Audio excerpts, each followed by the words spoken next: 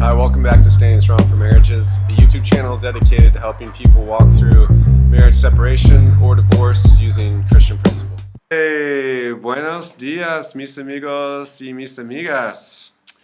My friend told me to cut it short on the Spanish, but I'm not listening to that guy. JJ, I'm not listening to you, man. I'm just going to roll with what I got. So, hope you guys are all doing great, man. I'm in a good mood tonight. Look, I got a sad email from a friend of mine this week. He's a guy who's standing for his marriage, and it's just been rough on him. And, I got to thinking, I said, it's not that surprising. What he's trying to do is actually very difficult.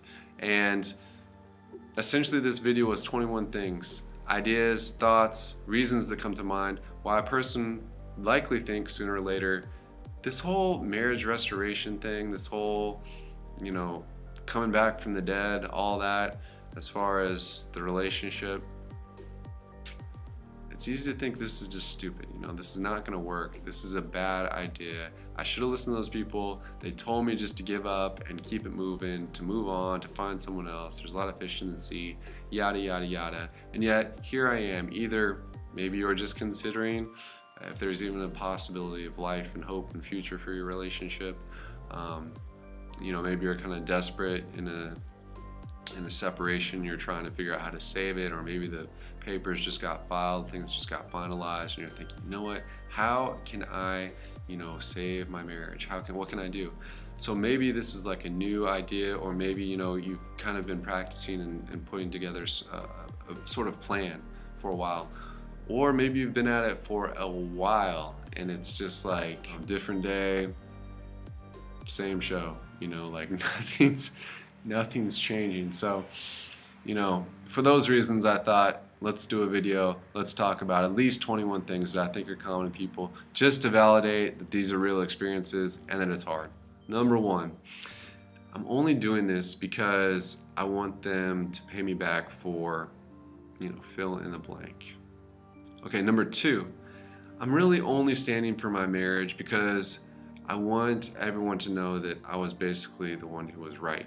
I was the good one. And number three, what if my spouse hasn't changed? What if they never change? Number four, what if I haven't changed as much as I thought? Or what if the changes that I have seen aren't enough? What if I still don't have what it takes? Or what if the things that tripped me up in the past will trip me up in the future? Number five, okay, this marriage and prayer and all this stuff, restoration of marriages and the reclaiming of the family back to its glory days of, overcoming the enemy and all this, sounds very heroic, sounds very fantastic. But let me ask you a question. What's the plan in the short term or in the meantime for dealing with sex and loneliness? How is that supposed to work? And, what am I supposed to do on that level? Number six, well, what if we're just not compatible? What if we're just kind of different people? We have different goals, and yeah, marriage covenants are one thing, but what about that verse being like equally yoked? And isn't that like a reason to kind of just say, forget it? Number seven, how about this one? We tried once, and it didn't really work. So, why would anyone think that trying it a second time is going to have any different results? Number eight, what about the in-laws? What if the in-laws weren't like a big bonus in the marriage? They're still going to be there. They're probably not going to change their opinions or whatever aspects that they had that were problematic in the past. Probably still going to be a problem in the future.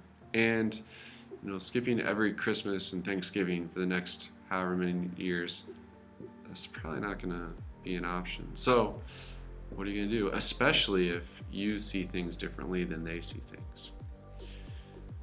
Number nine, what about children? What if you and your spouse have different desires or ideas about children, contraception, how many more children, or etc., things related to children? maybe how to discipline them, how to raise them. Number 10. Maybe you've wondered, are they even saved? I mean, yeah, maybe they went to church and they talked a good talk, but I don't know. I mean, it just doesn't seem like they're very Christian sometimes. So, what about that? And then, if they're not, I mean, are there like, do the rules change for me in my situation if they're not saved? I mean, am I allowed to remarry if they're not a believer? Number 11, how can I trust them? Maybe that can mean, how can I trust them to not do what they did in the past, or treat me better, or to stay committed to the relationship, or to follow through on what they said they'd do? Maybe there's no guarantees on those things, and so you're just going to be thinking, how will I know? Number 12, how will I know if they've dealt with their baggage? Maybe there was something that they didn't want to talk about, maybe there was a secret or whatever, and you're pretty much convinced that if that thing doesn't kind of get dealt with, it's going to be really a lot of kind of a rerun type of situation. But yeah, how will you know? Especially if they're not ready to talk about it, or if they're somewhere in the middle of dealing with it. Number 13, am I good enough? Maybe they left because I'm not a very good person, or maybe I'm just not a very good spouse, or maybe I don't understand what they want, or maybe I just wasn't figuring it out as quick as other more successful couples. I don't know. Whatever that X factor is, maybe I just don't have it. Number 14. Maybe it's not me. Maybe it's them. And it's actually, I deserve better. You know, I deserve someone who would treat me better. Could be. Number 15. What if it's just not, I could do better with some mysterious person out there? What if it's like, you know, I could do better with that person I know that I met 2 months ago or last week, or that, you know, seems, you know, like they've got their stuff together, they're good marriage material. Maybe it's not just some random whoever out there, fish in the sea. Maybe it's just actually the person that I know. Okay, 16. Does God really expect me to be all serious about this marriage restoration stuff, given all that I've been through? I mean, I know that there's scriptural guidelines and there's rules and stuff, but, you know, on an emotional level, it just seems like that's a little bit unfair. And I don't know that that really lines up with who I think God is and how I understand Him to be. Kind of seems like I'm dealing with two different things. A law book and then a person. Those two don't always seem to line up quite as I imagined. Number 17. Wouldn't starting with someone new just be better? I mean, think about it. If you go back to your old relationship, you have to clean up that whole mess just to get back to zero. And then you can start working from there to build into the, you know, positive numbers, if you want to say that. Yeah, but if you just start with someone new, I mean, you could start right from scratch, from zero, like a clean slate. You know, you don't have to like go and clean up any of that mess from before. Number 18. Well, maybe I'm just standing because I'm afraid of God. I'm afraid that if I quit on Him, or if I don't follow His words, that maybe He'll punish me. Or maybe He's not going to punish me, but maybe He's just going to be like disappointed, or, you know, I'll like kind of have lived like not as good a life as maybe I could have. Or maybe it's not that He's going to punish me so much as He's just not going to bless me as much as I'd hope in my life, and so I'm kind of always going to have this like kind of second-rate life moving forward. Number 19. God wants me to fight for my marriage, but I mean, if I'm honest, I really don't care. I just kind of want to be done with the whole thing. You know, it's just a lot of work, and it's just like for not a lot of payoff. And I mean, who cares?